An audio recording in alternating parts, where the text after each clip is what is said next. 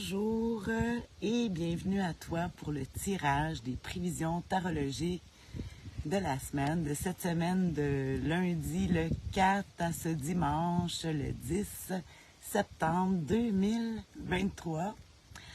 En direct de Trois-Pistoles, Tobin. Rivière Trois-Pistoles, Tobin. C'est pas la même chose, non? Alors, moi, je parlerai pas du signe. On sait qu'on est encore dans le signe de la Vierge, il me semble. Du troisième décan. Le 10 de Pentacle. Bonne fête à toi, Vierge, du 10 de Pentacle. Puis qu'on va faire comme d'habitude. On va piger 3 cartes. Une pour connaître l'humeur, une pour les défis et une pour l'attitude gagnante à pratiquer cette semaine. Tu sais, c'est pas des prédictions, c'est des prévisions. C'est mettre un angle de pluie sur ton chemin cette semaine. Cette semaine, après la grande fin de semaine de vacances. C'est la rentrée scolaire, on regarde ça de l'humeur. À quoi qu'on peut s'attendre? Choup! Oh! Le roi de bâton. Le feu, l'action. Là. Mais l'action, c'est drôle. Le roi de bâton, il fait de l'action, mais en même temps, c'est plus un qui donne des ordres. Parce que ça prend un chef d'orchestre, hein, un moment donné, puis le chef d'orchestre, ben, c'est lui qui donne le ton. On voit qu'on a cette humeur-là. On peut aussi vivre ou rencontrer des gens qui vont être très autoritaires, qui vont nous dire comment aller. C'est toujours pour les bonnes choses. C'est quand même un bon vivant, fait qu'on a une humeur plutôt joyeuse. Il peut devenir colérique, le roi de bâton, fait que c'est une humeur de chef qu'on a cette semaine. Hein? Ensuite, on va regarder, on va piger la deuxième carte. Je vois qu'il y en a qui me demandent si je reviens bientôt. Ah là là! En temps et lieu. Alors, ici, on fait le tarot, c'est ça qui est important. Le roi de bâton et à quoi? Allô, Joanne? Ben oui, t'as 3 pistoles, mais on fait le tarot de la semaine quand même. Tout de même, malgré tout. Hey, le défi à surmonter le chariot. Oh, j'ai regardé, là, il y en a justement qui reviennent sur la route. Là, va falloir être prudent parce que souvent, le chariot, c'est une carte qui montre qu'on a une grande confiance pour avancer, mais quand on a confiance, on regarde dans les airs, on regarde pas à terre. Puis, il y a des risques d'accident avec le 7 voyons, le 7, c'est pas le 7 de bâton, c'est le chariot, je vais-tu le dire. Le chariot, lui, c'est ça, il avance. Numéro 7, arcane majeur. Fait qu'ici, si on a un ordre de chef, mais il faut faire quand même attention, le bâton, le feu, l'électricité. On veut aller vite. Puis ici, mais si on a à conduire, le défi à surmonter aussi, des fois, on peut être tiraillé en 2 directions. Parce que le chariot, on voit qu'il y a 2 sphinx ici dans le tarot. Ça, j'ai oublié de dire que c'était le Rider-Waite. Hein, mon beau. Puis que j'ai eu en cadeau ici à l'hôtel de Trois-Pistoles, en tout cas. C'est ça, il y a deux sphinx ici qui conduisent, qui avancent, puis il y en a un noir, puis il y en a un blanc, si tu vois bien.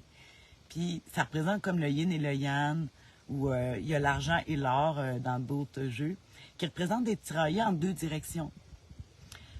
Des fois, puis des fois, quand on est tiraillé en 2 directions, mais c'est ça, on regarde pas en avant. Puis quand je dis regarder en avant, c'est pas aussi sur la route, c'est aussi dans ta vie.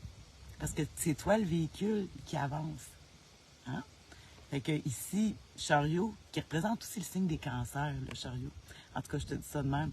Mais c'est le véhicule qui avance. Puis n'oublie pas, le plus grand véhicule que tu as en premier à conduire, c'est le tien.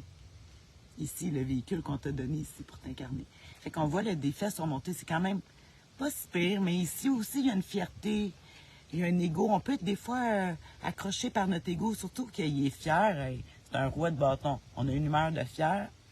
Puis là, ben, l'ego peut être forte. Le 7, ici, le chariot, qui est l'arcane majeur numéro 7, ça me fait toujours penser l'auto de course, le numéro 7, avec le rouge, orange, avec la stripe blanche, là, en tout cas, bon, mais là, on veut trop, puis on est fiers, fait que là, la fierté, puis là, puis en plus, si on dit que tout le monde est comme ça, des fiers qui rencontrent des fiers, là, et oh, Ça peut venir... des fois, on peut être poussé à faire des affaires juste par fierté, là, mais c'est ça. Il va falloir éviter ça. On va regarder justement, on va piger la dernière carte la plus importante, selon Marie-Kim. Je ris parce que j'ai mes spectatrices ici, ma famille qui est ici, puis qui me soutiennent pour ma vidéo. Fait qu'on va piger la carte la plus importante, l'attitude gagnante à pratiquer aujourd'hui. Je pige ça. Oh! Oh! Le 8 de bâton. Hey, on l'a déjà eu en défi. Le 8 de bâton, là, ça veut dire que... Eh mon Dieu, j'ai la misère à trouver des côtés positifs. C'est parce que ça va vite. En plus, j'ai dit de parler de vitesse, mais en même temps, ça va vite. Mais une chose qui est sûre, c'est que... Ah oui, le 8, c'est un signe répétitif. Fait qu'on dit qu'on se pratique, on fait des répétitions cette semaine. Avant de partir pour une activité quelconque, tu vas devoir faire des pratiques. En tout cas, voir comment tu vois, mais une chose qui est sûre, tu ne restes pas pris dans l'inertie. Il faut avancer. Si tu veux régler des choses, peut-être aller manger avec du monde ou un dialogue à l'extérieur de la maison. Si jamais on veut régler des... Parce que ici, on n'oublie pas... Hey, gars, il y a le soleil, c'est peut-être mieux. Ici, on voit que le roi de bâton, c'est quand même une idée très autoritaire. On veut partir des projets, puis on veut peut-être aller vite, mais peut-être ici, peut-être mise au point. Ouais. Ah oui, c'est ça, le 8 de bâton. Il faut faire des mises au point. OK? Avant de se lancer, puis tout ça, la meilleure chose, mise au point. Mais comme je disais, la pratique, c'est un peu ça, la mise au point. Là, je regarde dans mon livre en ce moment, en même temps, je fais les cartes. Hey, c'est-tu le fun d'être ambidex, ça? Ça se vante un petit peu. Bon, le 8 de bâton, je le vois comme refaire avant de faire quoi que ce soit. Mercure est encore en rétrograde, oui. Merci, Joanne, effectivement. Fait que oui, puis c'est un 8, c'est quand même une carte qui parle de mouvement, parce que ça bouge, on voit c'est des bâtons, il n'y a aucun personnage. Ils sont dans les airs, même ça parle d'avion, de voyage, une chose qui est sûre. Ah, ici dans mon jeu, dans mon tarot des maîtres, ils disent agilité. Hein? On va faire être agile, pour être dans le trafic, de retour. Ils disent en aspect divinatoire de la patience. C'est drôle, hein? C'est vrai que c'est une carte qui peut parler d'impatience, mais qui parle de travail. Travail et persévérance finiront par apporter ce que l'on attend. Bon raisonnement. Bon, fait que, écoute, je pense que le plus gros, là, on est calmer la fierté un peu, de ne pas se penser au-dessus de ses affaires. C'est ça le plus gros danger à cause de notre défi ici qu'on voit surmonter. C'est vraiment, c'était tiraillé en deux directions. On a le 8 de bâton là, dans le conseil, on refait le tour et tout.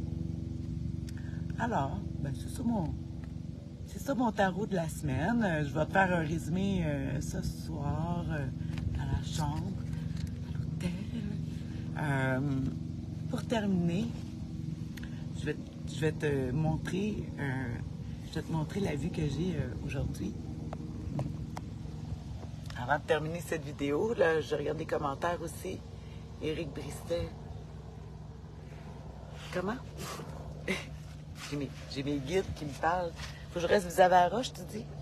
Pour pas avoir de vent. Tiens.